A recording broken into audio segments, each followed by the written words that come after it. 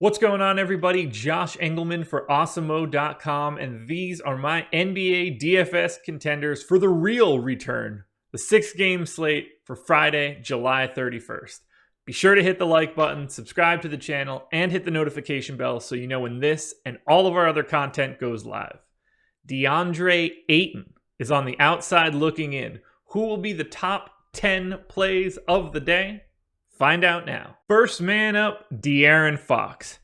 Pretty balanced on all the sites. 9th on FanDuel, 13th on DK, number 8 on SuperDraft. Got a really nice matchup against the San Antonio Spurs. Short-handed in the front court. No LaMarcus Aldridge, no Trey Lyles. Neither one of these teams have much to play for, so the minutes might be a question mark, but I'm giving Fox 32, and I think this is a really nice opportunity for De'Aaron Fox and the Kings to play 8 solid games and build on the following year. I know they're not going to have Bagley, but they do have Richaun Holmes back.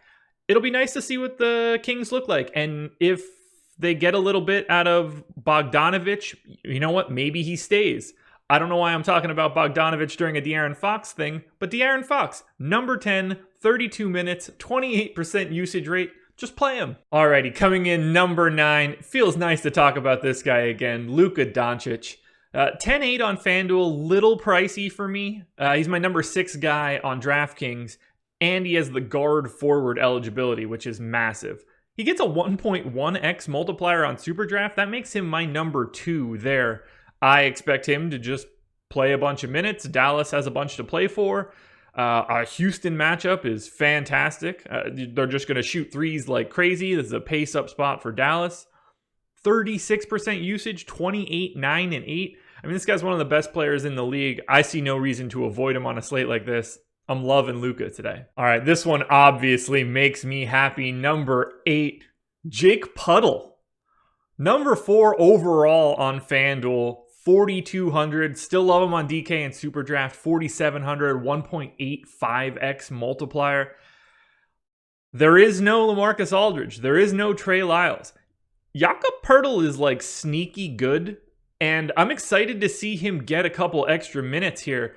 I'm giving him 26, and if that's the case, he should blow his price out of the water. I've got him in for 9 points, 8 rebounds, plus almost 3 stocks. If that just wiggles a little higher and you get like 12 and 12 out of him, you're going to be stoked. 35-point GPP goal on FanDuel should be no issue. I absolutely love Jake Puddle here. He was at 1.3 fantasy points per minute before the shutdown. That should be easy big points at those minutes. Love myself some Jakob Poeltl. All right, coming in at number 7 off of a really nice $9,400 price tag on DraftKings, Russell Westbrook. I assume that Houston's just going to keep playing the way that they were. No real big men, spread the floor, and Russ was thriving. 1.4 fantasy points per minute before the shutdown. I like him on both sides. I like him on SuperDraft. Hard to not want to go to Luka over Russell here just because of the slight tick up in multiplier. But 27, 8, and 7 for Westbrook in a matchup against Dallas. Dallas's offense is fantastic. Defense, not all that great shakes. I want to get to Russ. I expect him to continue to be a thriving ball handler in this Houston offense. But if you are playing someone from the Rockets, I have a slight lean towards James Harden over Russell Westbrook. Harden 10-6 on FanDuel at shooting guard, 11K on DK. Doesn't really have a multiplier. He's the flat 1x. But I'm giving him 34 minutes. And I think that having a couple months off is going to be great for Harden. We see him wear down towards the end of seasons for years now. I think it's going to help him that he was able to take a break, not put as many miles on himself from March all the way through April, and really just let loose. His ceiling is unrivaled. He could shoot 25 threes today and just completely obliterate the slate. 33, 6, and 7 for a game line. I love it, and I love James Harden. Next up at number 5, the man that will, by all accounts, unless something really ridiculous happens, become the rookie of the year for this season. That's Ja Morant. He's my number 3 on FanDuel, my number 7 on DK, and my number 1 overall guy on SuperDraft.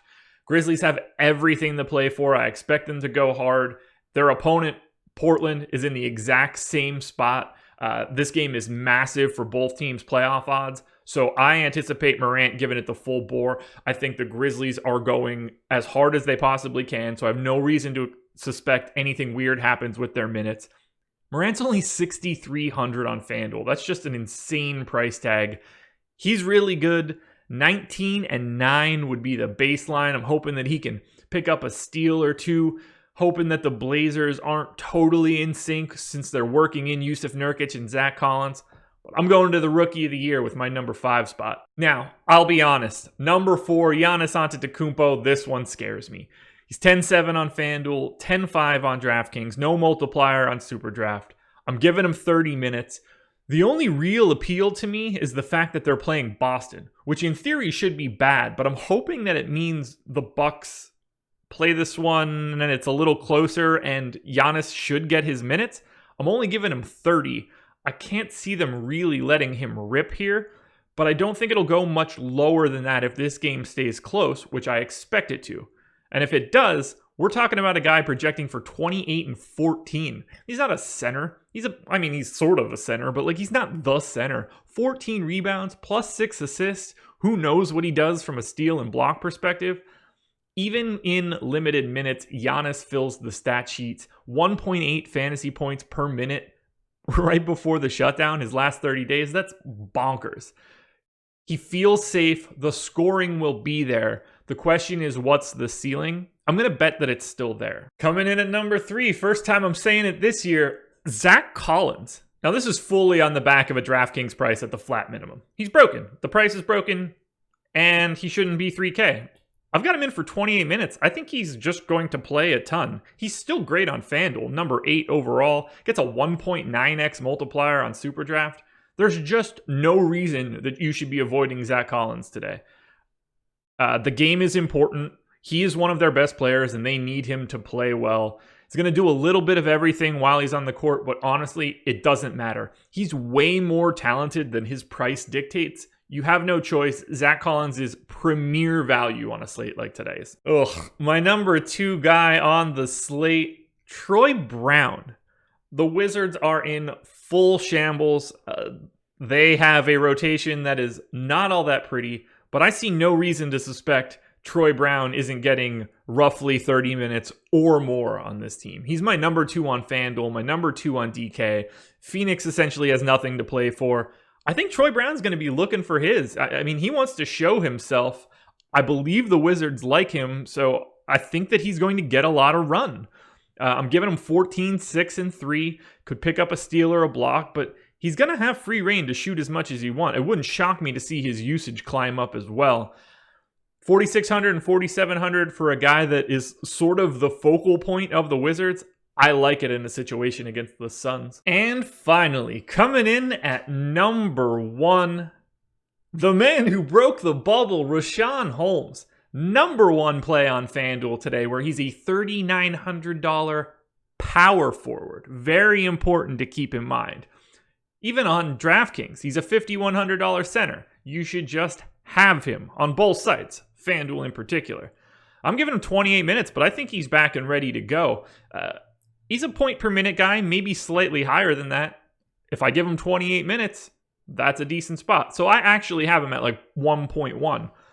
He's going to blow a $3,900 price tag out of the water. He hits his target score 41% of the time on FanDuel. You cannot beat that. He's a no-brainer there. You have to play him if you're playing cash games, probably on both sites. San Antonio has Jakob Poeltl and not much else in the front court. So if he could pick up any minutes against any of their also-rans, that's going to be a great spot for him.